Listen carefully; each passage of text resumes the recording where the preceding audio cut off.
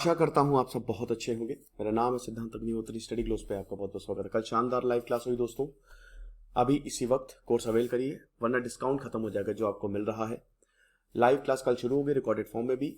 आज live class मत miss करिएगा। कल तो एक इंट्रो था वो भी हो जाएगा। और भाई हमारा शानदार memory magic course for modern history क्या आपने लिया, इसमें हम अगेन ट्रिक्स बताएंगे ताकि आप 1757 से लेकर 1947 तक सारी इंपॉर्टेंट डेट्स याद कर सकें।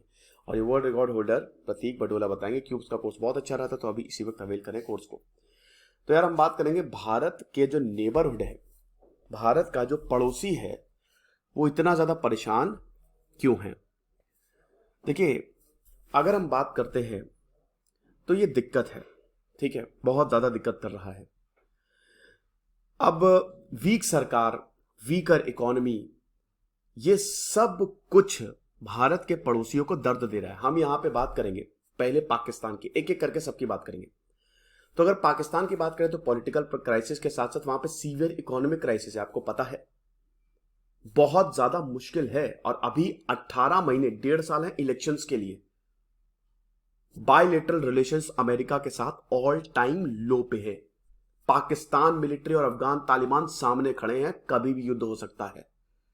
पब्लिक डेट देख लो बेटा, 2021 आते आते ये कितना ज्यादा, रुको यार मैं इसको पहले तो ये पेन वर्क कर दूं, ये कितना ज्यादा बढ़ गया है पब्लिक डेट। पाकिस्तान की जीडीपी पहले 3 साल जब इमरान खान आए तो बहुत तेजी से नीचे गिरी। और अभी अगर बात करें तो थर्ड ऑफ इट्स जीडीपी, जो इनकी पूरी जीडीपी है ना, इसका 1/3 तो इनको वापस करना है। चाइना, सऊदी अरेबिया, इन सबको फॉरेन करेंसी रिजर्व्स गए इनके, खत्म, टाटा बाय बाय गया। 16.2 बिलियन से सीधा 11.3 बिलियन पे आ गए हैं। करंट अकाउंट डिफिसिट जो इनका 4% है जीडीपी का। इन्फ्लेशन देखिए आप, इन्फ्लेशन 12% के आसपास है, बहुत ज्यादा। कहां ये 2000, ये हालांकि इन्फ्लेशन वहां पे ज्यादा ही रहता है लेकिन 10% के आसपास है, बढ़ गया है। और पाकिस्तान अभी भी FATF, financial action task force, grey list में है। ये चीज प्राइवेट इन्वेस्टमेंट आप देखिए, प्राइवेट इन्वेस्टमेंट जो है वो कितना तेजी से नीचे जा रहा है, 6.6% से नीचे गया है। 2007 में देखिए 15% तक था। यानी कि लोग यहां पे इन्वेस्ट नहीं कर रहे हैं। पाकिस्तान रुपया देखिए, $1 इक्वल टू अभी 183 रुपए के आसपास है, 180 रुपए के आसपास। ये 185 रुपए से ऊपर चला गया था इसी अप्रैल में ही। बुरी हालत, ऑल टाइम लो। इन्फ्लेशन बहुत ज्यादा है, 5% था जब इमरान खान आए, तब 5% था और अभी 12% ऊपर चला गया है। तो अब यह समझिए कि सेंट्रल बैंक ने इंटरेस्ट रेट बढ़ाए हैं, 12.25% किए हैं, और चारा नहीं है कोई। श्रीलंका के बारे में तो हम आपको बता ही चुके हैं। इनका जो मेन क्रॉप्स है राइस एंड टी, उसका फॉल हुआ। फिर उसके बाद जो फर्टिलाइजर से ये हट गए, चाइना ने बोला कि बेटा सिर्फ ऑर्गेनिक फर्टिलाइजर यूज करो, खत्म। उर्वरक ने इनकी बैंड बजा दी। और उसके बाद राजपक्सा बदल, इनके बारे में मैंने बहुत अच्छे से बात की है। डेट डिफॉल्ट शुरू हो गया, $78 बिलियन इनको देना है, आप समझ रहे हो। ग्रॉस डेट इनका देखिए 100% से ऊपर चली गई है। जीडीपी जितनी है उससे ज्यादा तो इनको पैसे वापस करने हैं, ठीक है। और इन्होंने बोल दिया है कि भाई $51 बिलियन हम नहीं दे पाएंगे, हमने डिफॉल्ट कर दिया है। 1 महीने का विंडो है, अगर तब तक पेमेंट नहीं कर पाता तो श्रीलंका जो है 1948 के बाद पहला देश बनेगा जिसने डिफॉल्ट किया। ग्रॉस डेट देखिए कितनी तेजी से ऊपर गई है। देखिए श्रीलंका का ये कहां पे था, ये बहुत नीचे था, 100 रुपए के आसपास, लेकिन अब देखिए 325 रुपए के आसपास। $1 इक्वल टू, करेंसी इस समय दुनिया की सबसे खराब परफॉर्मिंग करेंसी है। इकोनॉमिक ग्रोथ, IMF तो चलो बेल आउट करेगा, भारत ने भी $1 बिलियन का क्रेडिट लाइन दिया है। चाइना ने ऑलरेडी बहुत पैसे फूंक दिए हैं, उनके पैसे आग में जल गए, तो वो शायद इतना पैसा ना दे। लेकिन ये आप देखो 2020 में तो पैंडेमिक था, बट आप इनकी रियल जीडीपी का ग्राफ देखो, ठीक है रियल जीडीपी, बट स्टिल बहुत अच्छी नहीं है। ऊपर से high cost, food scarcity, medicine, fuel shortage, ये सब हमको देखने को मिल रही है। 30% ज्यादा है इन्फ्लेशन। देखिए 18-19% इस समय श्रीलंका में पूरी दुनिया में सबसे ज्यादा महंगाई है, 19% क्रॉस कर गया है। नेपाल का देखिए, अब नेपाल की भी, अभी नेपाल पे मैंने लेक्चर लिया था, क्या नेपाल भी श्रीलंका की तरफ जा रहा है? देखिए, श्रीलंका नेपाल की जो करेंसी है ना, वो इंडिया के ही करेंसी से टाई अप है। ये बहुत अच्छी बात है। नेपाल भारत का छोटा भाई है, तो जब तक भारत में कुछ गड़बड़ नहीं होगी तब तक नेपाल में कुछ गड़बड़ नहीं होगी। और भारत की मॉनेटरी पॉलिसी बहुत ही अच्छी रहती है।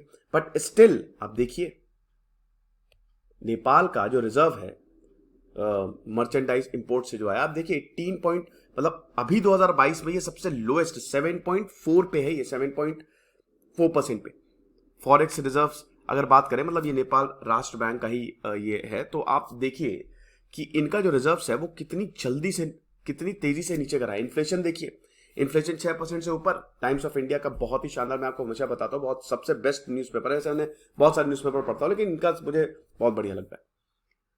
जुलाई 2021 से इन्होंने साइन दे दिए थे कि ये बात हम करने। प्रॉब्लम ये होती है ना कि देखिए, आपको सिग्नल्स मिलते हैं, देशों को सिग्नल्स मिलते हैं, लेकिन इन पे कार्रवाई नहीं की जाती है, क्योंकि लोग करप्शन और इतने ज्यादा अंधे हो जाते हैं धृतराष्ट्र की तरह कि उनको फर्क नहीं पड़ता। अरे छोड़ो, कोई बात नहीं, जो होगा देखा जाएगा। लेकिन जब हो जाता है तो इनसे देखा नहीं जाता, पूरी कंट्री डूब जाती है, पूरा देश डूब जाता है। और नेपाल ने भी इस तरीके के इंडिकेशंस देने शुरू कर दिए हैं। अलार्म बेल शुरू हो गई है। कंट्री का जो फॉरेक्स रिजर्व है ना, 17% से डिक्रीज हुआ है, $9.75 बिलियन पे आ गया है। और इन्फ्लेशन, अब ऊपर से महंगाई इतनी ज्यादा। अब नेपाल जो है heavily dependent on tourism, Himalayan range में आता है, तो माउंट एवरेस्ट और बाकी और भी बहुत शानदार सुंदर सुंदर पीक्स जो हैं वो यहाँ पे आपको देखने को मिलेगी। बट वो अब यहाँ नहीं रहे। इंपोर्ट्स लगातार ऊपर जा रहे हैं, क्योंकि इनको चाहिए, लगातार मंगाते जा रहे हैं। रेमिटेंस बंद हो गया है, टूरिज्म से अर्निंग आ नहीं रही है। रेमिटेंस आप देखिए अभी, ये तो चलिए श्रीलंका है। रेमिटेंस आप देखिए, रेमिटेंस इनका, आप रेमिटेंस मतलब जो बाहर से पैसा आता है। जैसे मैं गया, मैंने बाहर से, भाई मैंने अमेरिका से खूब कमा के भारत में भेज रहा हूं, तो हो गया रेमिटेंस। अब आप देखिए -1.7 पे है, ठीक है। इतनी तेजी से 2012 से देखिए कितनी तेजी से नीचे गिरा है, माइनस में चला गया है। फॉरेक्स रिजर्व देखिए -16.3% पे है। कभी सोचा ही नहीं था। नेगेटिव में कोई चीज जा रही है तो आप समझ सकते हो कि मुश्किल होने वाली। 10 साल में हुआ है, बहुत ज्यादा टाइम भी नहीं हुआ है। तो इनका पॉलिसी बहुत बेकार रही है। इसका मतलब चाइना की गोद में बैठ गए हैं। आपने देखा ना कि इन देशों में एक चीज कॉमन है, ये चाइना के ऊपर बहुत ज्यादा डिपेंडेंट है, एक्सेप्ट फॉर बांग्लादेश, है ना। तो अगर नेपाल, पाकिस्तान, श्रीलंका तीनों की बात करें तो तीनों में एक चीज कॉमन है, ये तीनों बांग्लादेश की गोद में बैठे हों, और वही इसका, इनकी फॉल का कारण भी है। लेकिन बांग्लादेश ऐसा नहीं है, ठीक है। जैसे पाकिस्तान की 10% एक्सटर्नल डेट वो चाइना से है, और लगातार बीजिंग से बोल रहा है कि भाई अब मतलब अगर वेस्टर्न डोनर से हमको नहीं मिला, मतलब आईएमएफ और अमेरिका ने नहीं दिया पैसा, आप हमारी मदद करना अभी भी। और श्रीलंका की भी यही प्रॉब्लम है। लेकिन बांग्लादेश बेटर है, काफी बेटर है। Bangladesh is probably the best economies, कुछ मायनों में तो भारत से भी बेटर है, ठीक है। सबसे पहली बात तो कोविड-19 से बहुत ही स्ट्रांगली रिकवर किया है। आप समझो कि अगर कोविड-19 की बात करें तो बहुत ही तेजी से रिकवर किया। इन्फ्लेशन बांग्लादेश में भी आपको देखने को मिलेगा 6% के आसपास है। लेकिन बात यह कि इनकी इकोनॉमी अच्छा कर रही है, इनका टेक्सटाइल और बाकी सब अभी भी बिक रहा है। इन्फ्लेशन तो है, महंगाई तो है, महंगाई तो हर जगह है। भारत में भी अभी प्राइस बहुत जल्दी कम नहीं होने वाले हैं। लेकिन बांग्लादेश की इकोनॉमी ने बहुत जल्दी बाउंस बैक किया है, अगर आप बात करते हैं, ठीक है। तो ये इनकी जीडीपी देखिए कितनी तेजी से ग्रो हो रही है। 2020 में बहुत नीचे चली गई थी, लेकिन फिर आप देखिए इसे ग्रोइंग फेज में है, ये 6% से ऊपर जा रही है। हालांकि स्मूथिंग नहीं है, ये यूक्रेन वॉर की वजह से मुश्किल है, इन्फ्लेशन बढ़ गया है। 95% एडिबल ऑयल ये बाहर से ही मंगाता था, लेकिन स्टिल अब आप देखिए इनका डेट टू जीडीपी रेशियो कितना है, जीडीपी कितनी है और उस पर कर्जा इनको कितना देना है। ये भी बढ़ रहा है, ऐसा नहीं है, लेकिन ये अब बहुत ही एकदम स्टीपली नहीं बढ़ रहा है, ठीक है। आईएमएफ का जो थ्रेशोल्ड है 70%, उससे तो बहुत ही कम है, ये 39 पे है, ये चीज है। अब हम भारत की बात करते हैं। ये तो हमने पड़ोसियों की हालत देख ली, लेकिन क्या भारत में भी टेंशन की बात है, चिंता की बात है? देखिए भारत में कुछ वरिंग साइंस है। भारत की जीडीपी 8.2% से 6.9% पे आ गई है। मतलब 2023 में इंडिया की जीडीपी ये 8.2% प्रेडिक्ट की गई थी, लेकिन अब 2024 में 6.9% पे आ गई है। लेकिन मुझे मतलब ऐसा है कि भारत की इकॉनमी कर लेगी, रिकवर कर लेगी, क्योंकि भारत एक बहुत बड़ा देश है और ऐसे नहीं होगा वो, है ना। Policy, monetary policy, fiscal policy आमतौर पे बहुत ही बढ़िया रहती है, इसीलिए। बट फिर भी थोड़े वरिंग साइंस तो हैं। ये लेक्चर था, आई होप आपको पसंद आया होगा। हमारा memory magic course for modern history जरूर अवेल करें। Thank you so much.